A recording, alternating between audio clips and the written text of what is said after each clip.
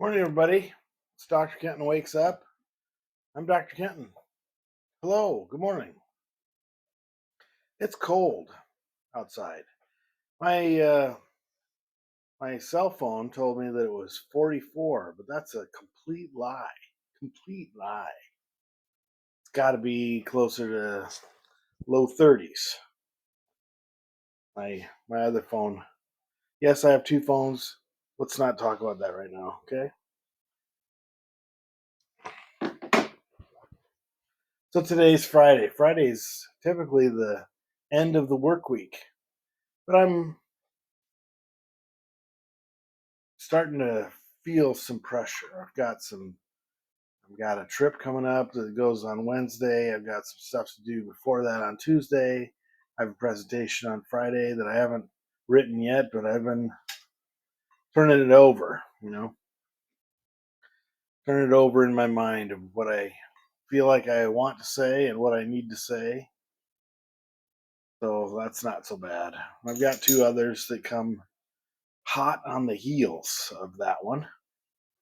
So I scheduled some time today to at least get that moving.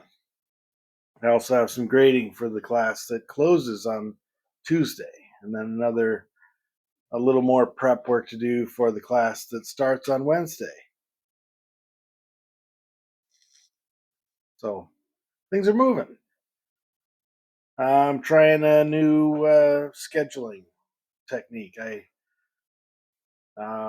recognized earlier in the week that the best I felt upon waking and getting started the next day was as a result of sitting down the night before and sketching out a plan for what I thought the next day might be or look like, or at least start off like. Plans are worthless, planning is everything. Or if you're a Dwight David Eisenhower fan, you know, it's about that. The quote, it's not a quote, it's around there. Somewhat similar to that.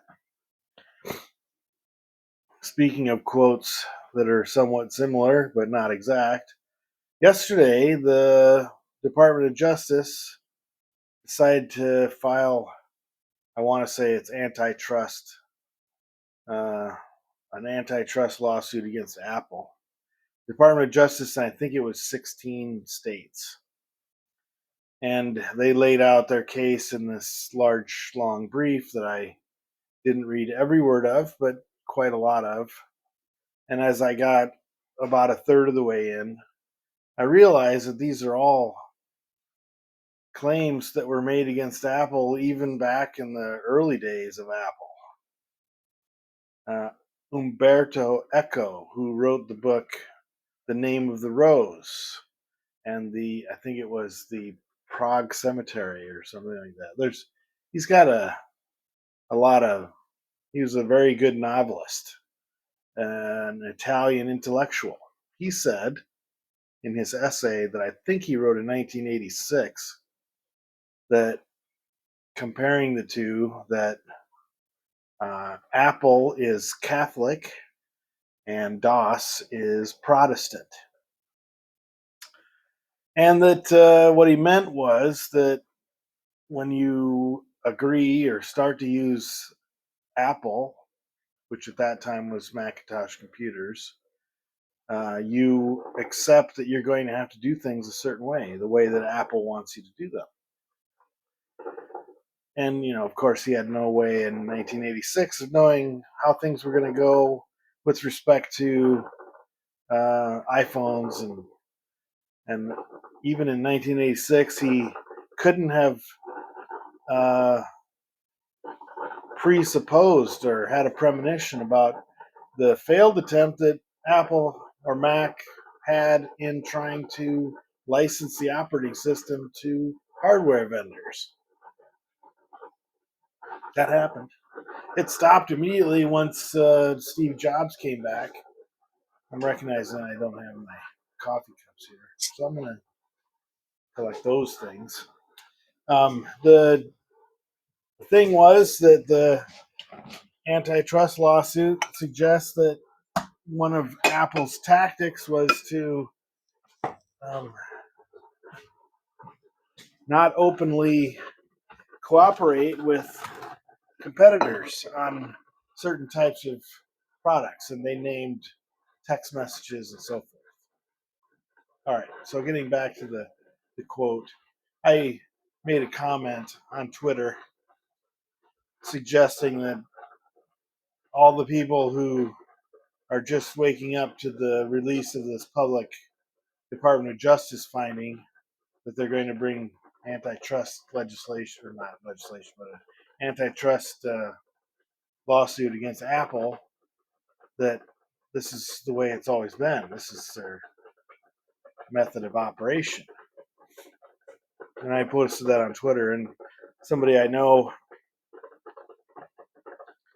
uh, liked and responded and suggested that Linux was also mentioned in 1996 as the new baton holder for the Protestant side, and that Macintosh and Windows 95, 98 had taken the Catholic position, where I, of the three, of Macintosh, DOS, and Windows, I hesitate to push Windows entirely into the Catholic category, because even though there were some rumblings in and around 1996 about antitrust and Microsoft, what they were trying to do is to make the entire experience of using a computer something that you could most likely only get a reliable experience from Microsoft. So it's a little different. It's like Macintosh wants you to do things their way. Microsoft wants you to do things, if you choose Microsoft, that you're going to be doing it their way. So I guess they are the same when it comes to Windows. And Linux in 1996 was even more of a Wild West. I eventually, to stick with the metaphor, said that it was televangelists. Linux is televangelist, because even, the Catholic Church has a pope. Each of the Protestant denominations has a bishop that oversees the head office. The televangelists, they're on their own, man.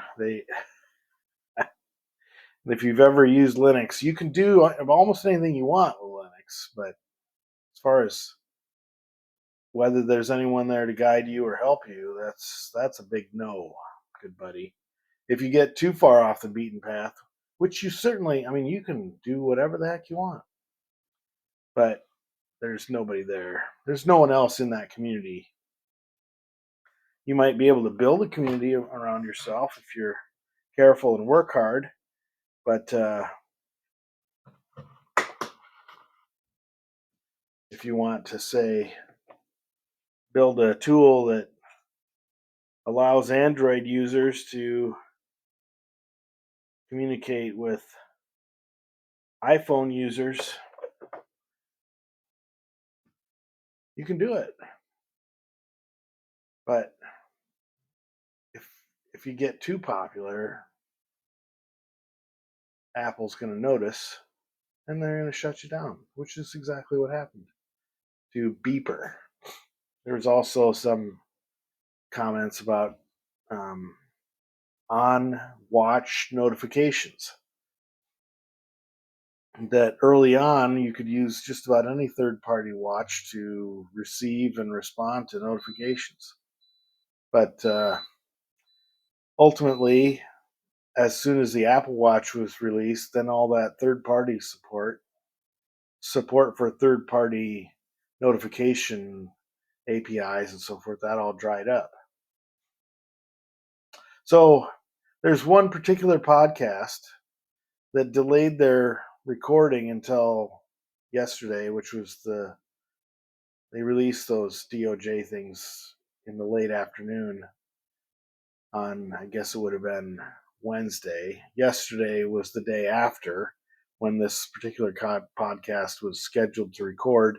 I'm waiting to listen to that episode to see what they have to say. They're mostly, as I said in Twitter, they're mostly in the bag for Apple. And I just want to hear how they're going to try to explain away some of the allegations because they appear to me to be consistent with my own experience, at least. I don't know what's true or not, but consistent with my experience. So, anyway, today's Friday. Wow. Talk about tangents. All right, so today's Friday. I don't even think I said it's Friday, March 22nd, 2024. Usually the first thing. Anyway, uh, I've got a stack on I've got a list sort of laid out on the calendar so as not to try to overschedule myself. So we'll see how that goes. Try to give myself a little bit of leeway or grace. If it doesn't work out so great, because it's the first time. Anyway, check it out. It's called time boxing. The guy's name, the guy who has sort of put specification on it, his name is Mark Zhao Sanders. ZAO hyphen SAMDERS. Zhao Sanders. Check it out. Harvard Business Review, I think, is where the article was first written or summarized. All right. Enjoy your Friday. I'll be back tomorrow. Don't worry. Love you. Bye.